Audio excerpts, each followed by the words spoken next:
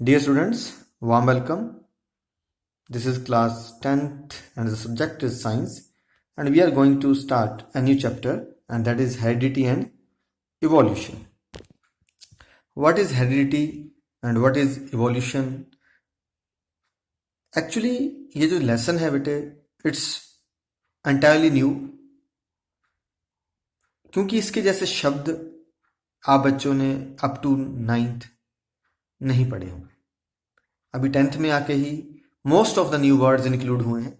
So in the first video just we will come up with the terms of this lesson so that you will become well versed about them. आपको उनकी knowledge हो जाए और आप उनको आसानी से यूज कर सकें. तो वैसे भी थोड़ा नाम से पता है हेरिडिटी क्या होती है बेटे. Transmission of characters from parents to offspring. माँ बाप से बच्चों को गुण चले जाना, कोई फीचर चले जाना, कोई लक्षण चले जाना, हेरिडिटी कहलाता है. जैसे कई बार आपको बोलते हैं ना, आपकी आंखें किससे मिली हैं? मम्मी से. आपकी नाक किससे मिलती है? नानू से. लिप्स किससे मिलते हैं? बुआ से. तो this is heredity. And what is evolution? It is the change and formation of the new species with time. जब भी कोई नई प्रजातियां पैदा होती हैं उनके अंदर कई तरह के चेंजेस आते हैं. वो सारे के सारे चेंजेस क्या हैं? That is the evolution. तो let's start with a big smile on your face. You are enjoying Vigyan Ansh and I am Hardeep Singh. The first term is heredity. The transfer of character from parents to the offspring is known as heredity. Parents कौन हुए? माता पिता. Offspring कौन हुए? बच्चे. तो माता पिता से बच्चों को गुणों का जाना हेरिडिटी कहलाता है. राइट, अभी मैंने बताया. फिर ऑफस्प्रिंग को कैसे डिफाइन करेंगे? ऑफस्प्रिंग मतलब बच्चे को कैसे डिफाइन करेंगे, क्या डेफिनेशन है ये एक चाइल्ड के लिए, उनके बच्चे के लिए. तो ऑफस्प्रिंग क्या हुआ? Young ones reproduce by parents are known as offsprings. ठीक है, पेरेंट्स ने जो भी आगे अपने क्या संतति पैदा की होती है उसे क्या कहा जाता है? ऑफस्प्रिंग कहा जाता है. फिर आए इनहेरिटेड ट्रेट्स. इनहेरिटेड ट्रेट्स कहते हैं the traits oblique features that are similar between parents and offsprings as they are transferred from parents to young ones through the genes. क्या बोला है? वो वाले फीचर्स जो एक जैसे थे पेरेंट्स में भी, ठीक है, माता पिता में भी और संतति में भी. क्यों? क्योंकि ये ट्रांसफर हुए थे. कहां से? माता पिता से बच्चों को जाते हैं. और कौन लेके जाता है? जीन्स लेके जाता है. ऐसे ट्रेड्स को इनहेरिटेड ट्रेड्स कहा जाता है. और इसको थोड़ा इजी फॉर्म में लिखना तो दूसरी डेफिनेशन देख लीजिए. द फीचर्स और characteristics of an organism that has been passed on to it by the parents through the genes. ऐसे फीचर्स, ठीक है, ऐसे फीचर्स या कैरेक्टरिस्टिक्स जो किसी ऑर्गेनिज्म को पास हुए होते हैं उनके माता पिता के द्वारा, और कौन लेके आता है? जीन्स जो लेके आते हैं, उन ट्रेड्स को इनहेरिटेड ट्रेड्स कहा जाता है. तो इस तरह से भी आप इसको कर सकते हैं. And the next term is acquired traits. Acquired traits क्या हुए? The traits that an organism attain in his और her life by own effort, injury और वेरिएशंस.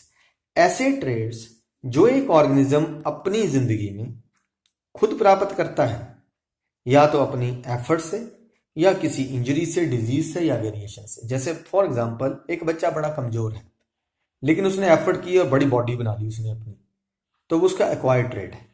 माता पिता इतने इंटेलिजेंट नहीं है लेकिन बच्चा इतना इंटेलिजेंट ना, सुपर की वो बुक्स पढ़ पढ़ के इतना उसको नॉलेज होगी, वो उसका क्या हो गया? Acquired trade. एक याद रखनी है आपने बात कि acquired trade never get inherited. जो जिंदगी में एक्वायर्ड ट्रेड होते हैं वो नॉर्मली ज्यादातर इनहेरिटेड नहीं होते हैं, because they effect the autosomal sales only.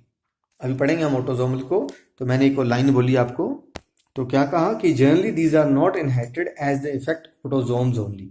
ये सिर्फ ऑटोसोम पे फर्क डालते हैं. अभी ऑटोसोम क्या होते हैं नेक्स्ट डेफिनेशन में देखते हैं. फिर एक और डेफिनेशन है वेरिएशंस. वेरिएशन हुए बदलाव.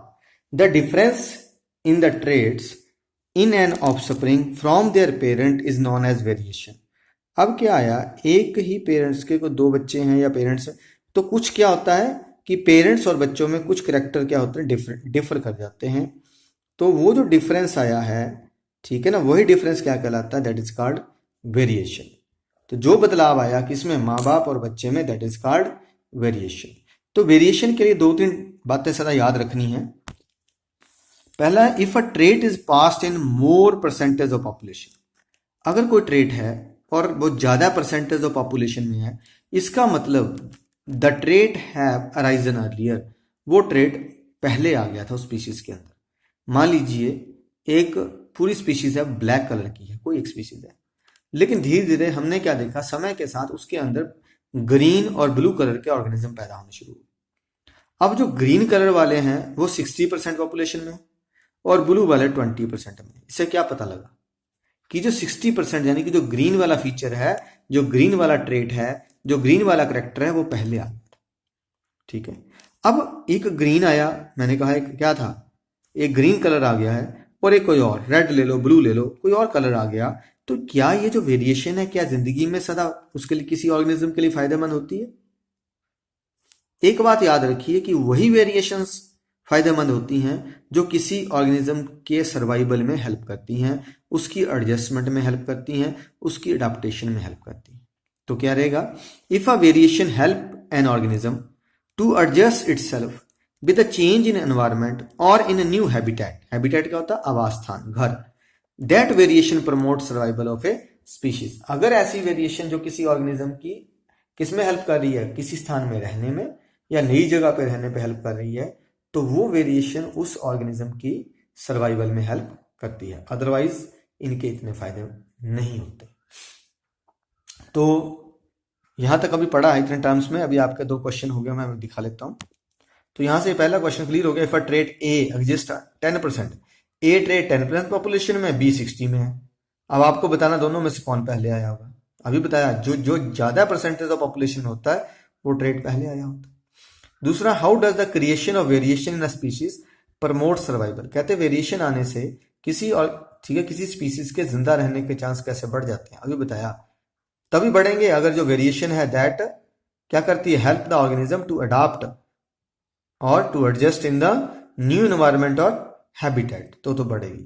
तो यही बात आपसे अभी की है, ये बात अभी की है कि तभी बढ़ेगी, राइट। फिर अगला टर्म हमारे पास है जेनेटिक्स। जो जेनेटिक्स है, it is a branch of biology that deals with inheritance and variation. ठीक है, तो किसकी, बायोलॉजी की, जीव विज्ञान की वो शाखा जो किसके साथ, इनहेरिटेंस और वेरिएशन के साथ डील करती है, उसको क्या कहा जाता है, दैट इज कॉल्ड जेनेटिक्स। तो जेनेटिक्स का फादर किसको कहते हैं, जेनेटिक्स का फादर किसको कहते हैं, ग्रेगर जॉन मेंडल। याद रखिएगा, ग्रेगर जॉन मेंडल को फादर ऑफ जेनेटिक्स कहते हैं।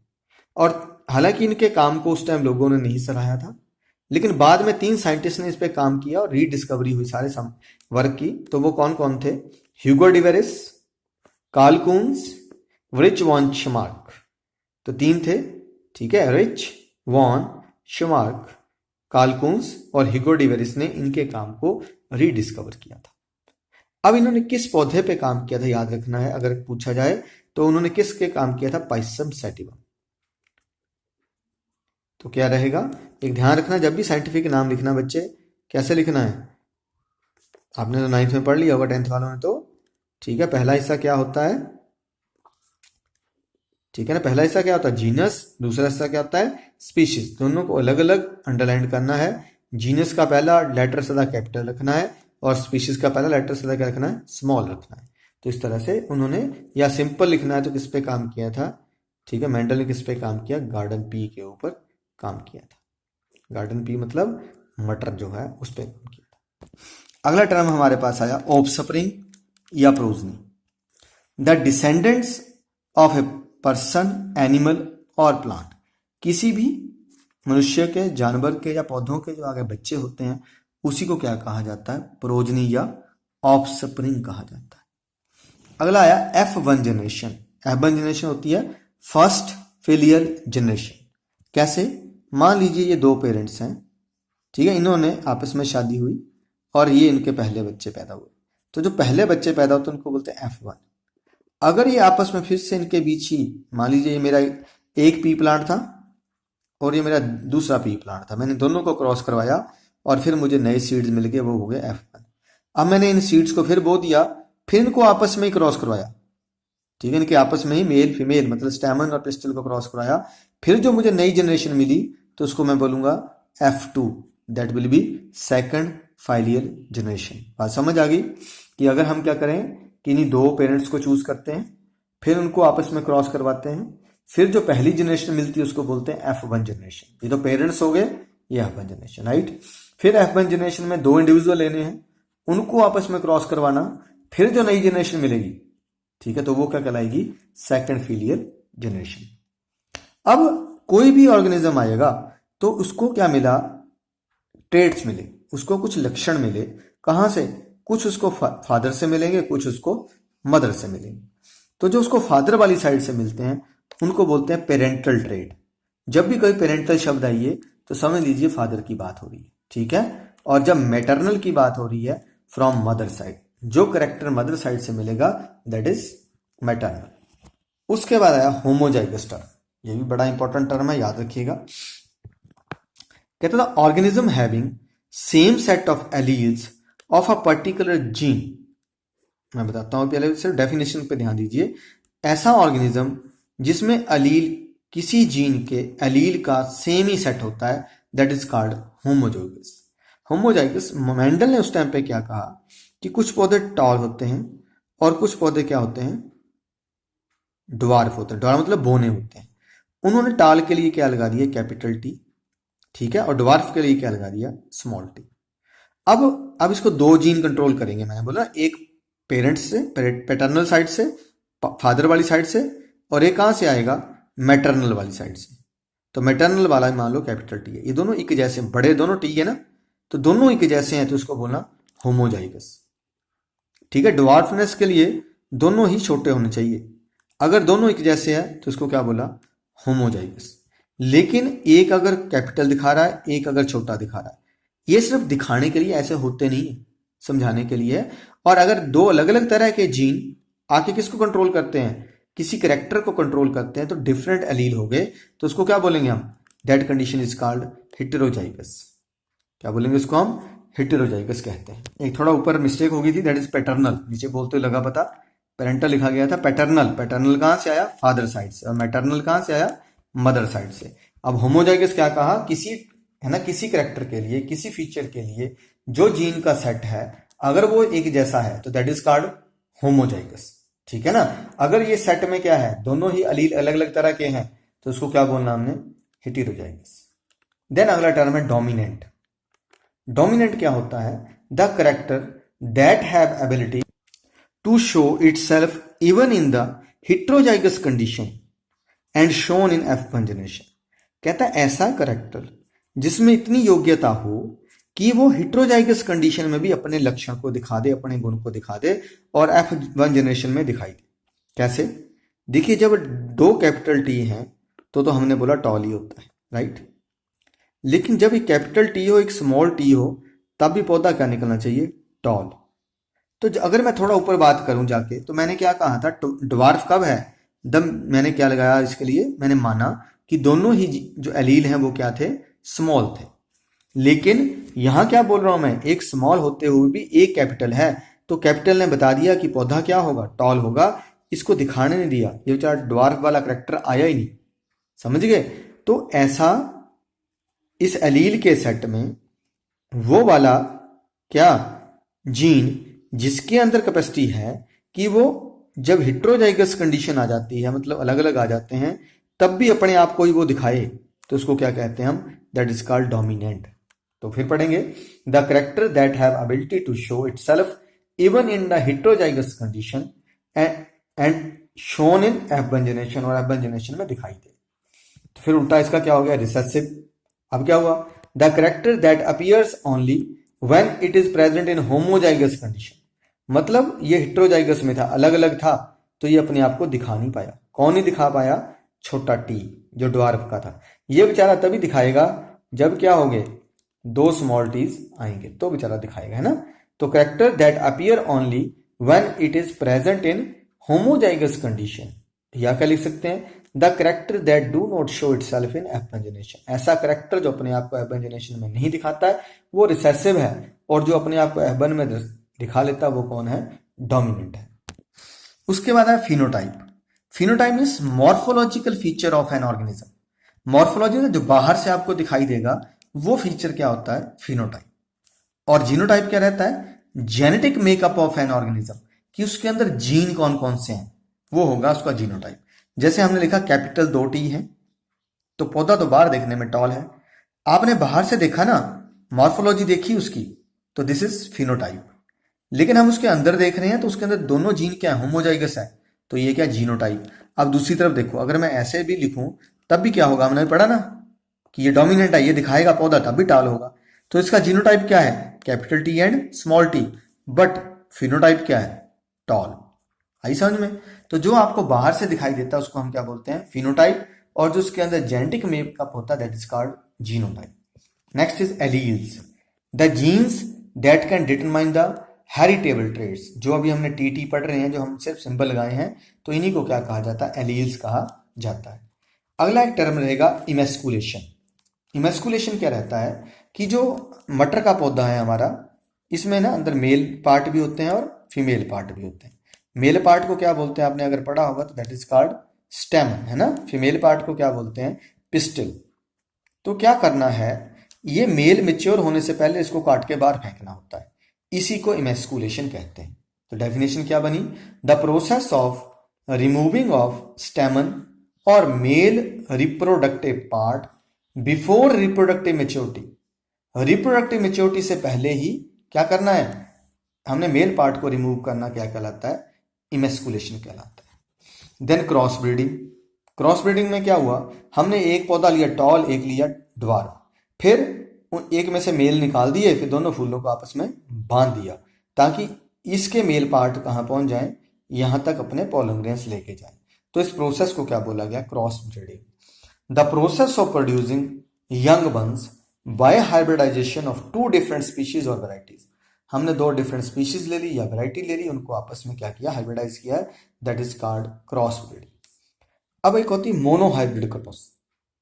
मोनोहाइब्रिड क्रॉस कब होगी, जब मैंने कहा मैंने एक टॉल लिया प्लांट और एक क्या ले लिया, ड्वार्फ, एक ही कैरेक्टर लिया ना। जब हम सिर्फ एक कैरेक्टर लेके बात करेंगे तो उसको बोलते हैं monohybrid cross. The cross between two organism with different variation at one genetic chromosome of interest. हमारा इंटरेस्ट सिर्फ एक ही क्रोमोसोम पे होगा। हमने क्या लिया, सिर्फ मैंने बताया एक टॉल ले लिया और एक क्या ले लिया, ड्वार्फ। बस हमें दो पौधों को, दो कैरेक्टर को देख के आपस में क्रॉस करवा रहे हैं, तो उसको क्या बोलना है, monohybrid cross. The other is the dihybrid cross. यहां भी क्रॉस करवाना हमने उसी तरह से दो ऑर्गेनिज्म के बीच में, लेकिन क्या होगा, हमने ये देखना, एक तो हमने देख लिया टॉल है या क्या देख लिया, ड्वार्फ। साथ में हमने ये भी देख लिया उसके सीड का कलर भी देख लिया कि येलो है या ग्रीन है। तो हमने कितने करेक्टर पे इंटरेस्ट लिया, यहाँ पे हमने यहाँ टू करेक्टर्स पे इंटरेस्ट ले रहे हैं, then it is known as the dihybrid cross. The cross between two organism with different variations at two genetic chromosome of interest, that is called dihybrid. जब हम दो characters को study करेंगे तब उसको बोलेंगे हम डाई हाइब्रिड क्रॉस। हम बार बार शब्द लेके हैं क्रोमोसोम क्रोमोसोम। अब ये क्रोमोसोम क्या है, these are the protein and nucleic acid thread like structure. कहता है ये थ्रेड लाइक स्ट्रक्चर्स होती हैं जो प्रोटीन और न्यूक्लिक एसिड की बनी होती हैं, and found in the nucleus, हमारे न्यूक्लियस में प्रेजेंट होती हैं, एंड कैरी जेनेटिक इन्फॉर्मेशन, और जेनेटिक इन्फॉर्मेशन को पेरेंट्स से ऑफस्प्रिंग तक लेके जाती है। ह्यूमन में अगर पूछे कितने क्रोमोसोम होते हैं, ध्यान रखिए 46। ह्यूमन में पूछेंगे तो 46, पेयर पूछे तो 23 पेयर लिख लें, ठीक है। इनमें से एक शब्द हमने पहले बोला ऑटोजोमल। ऑटोजोमल क्या हुए, the chromosome that carry genetic information regarding shape size but not about sex of individual. कहता है ऐसे क्रोमोसोम जो सिर्फ ये बताएंगे कि आंख कैसी होगी, आईब्रो कैसी होगी, मुंह कैसा होगा, दांत कैसे होंगे, लिप्स कैसे होगा, लेकिन ये नहीं बताएगा कि लड़का होगा या लड़की होगी। तो ऐसे क्रोमोसोम्स को हम क्या कहते हैं, they are called autosomal chromosome.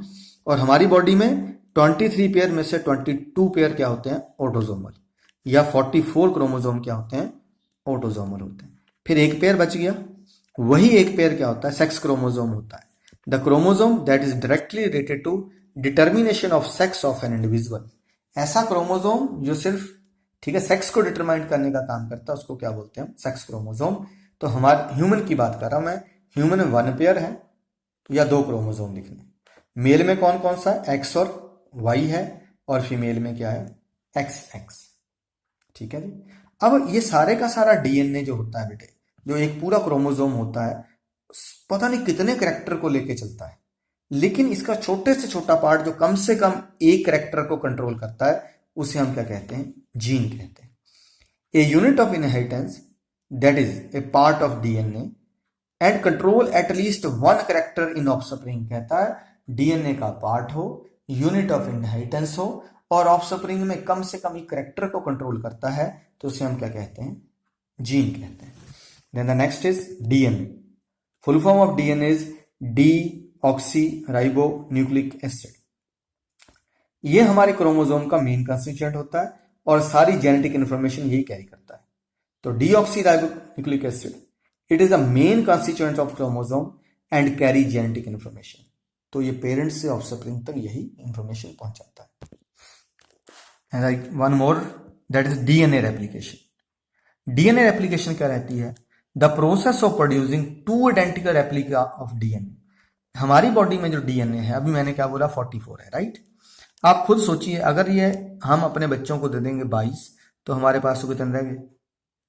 या 44 के 44 हमने बच्चों को दे दिए, 44 फादर से आ गए, 44 मम्मी के आ गए, तो बच्चे के पास कितने? सॉरी, पूरे सेट की बात करता हूँ, 46 आ गए, 46 इधर से आ गए, 46, तो कितने हो गए उसके बाद? 92। अब बताइए उसकी हालत क्या हो जाएगी? वो तो शेना वाली माता बन जाएगी, है ना, 4 हाथ लग जाएंगे। तो ये क्रोमोसोम अपने आप को आधा कर लेते हैं। या हमारा जन्म एक सेल से शुरू होता है, एक सेल से 2 सेल बनते हैं, तो हर सेल को बराबर क्रोमोसोम चल जाए, ठीक है, डीएनए बराबर पहुंचे, कहीं कोई लॉस ना हो जाए, इसलिए डीएनए अपनी कॉपियां तैयार करता रहता है, और उस प्रोसेस को क्या कहते हैं? डीएनए रेप्लिकेशन कहते हैं। तो यहां तक जो हमने पढ़ा बेटे, ये तो है किसके बारे में है? अभी अभी हेरिडिटी के बारे में जितनी टर्मिनोलॉजी है यहां कवर हो गई है।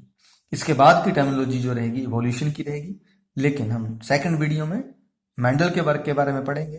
प्लीज इन टर्म्स को ध्यान से देखिए और नोट कर लीजिए, ताकि नेक्स्ट वीडियो आपको बहुत आसानी से समझ आए। पढ़ते रहिए, आगे बढ़ते रहिए। सब्सक्राइब विज्ञान अंश अगर आपको अच्छा लग रहा है। Thank you.